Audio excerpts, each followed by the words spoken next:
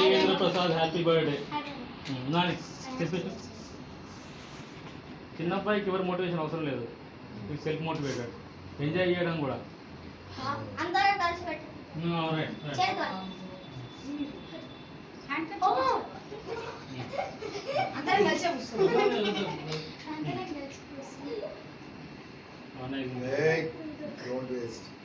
అనేక